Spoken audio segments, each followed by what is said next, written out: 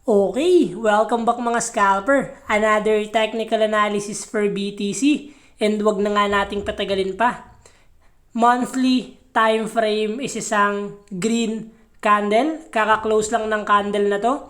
But yung volume is below average. So what we expect, if possible mag-pullback, we have 32K. So if magko-continue naman yung BTC, possible susubok umuntog dito sa 48K natin. But silipin muna natin yung possible scenario dahil itong big picture is masyado pang malabo to.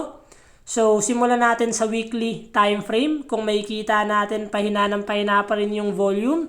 And still we have resistance dito sa 38K natin. So tingnan na nga natin sa daily time frame.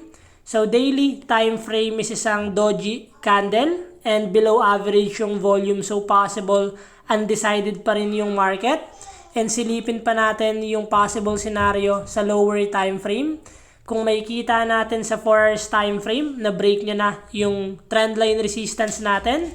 And para makita natin ng mas malinaw, i-zoom pa natin. So currently, nagbasag na siya. And confirmation na to ng malaking candle and above average yung volume. So consider na natin.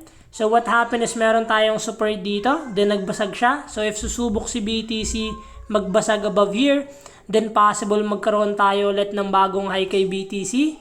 Still the same lang yung ina-expect natin kung saan ba yung babasagin niya.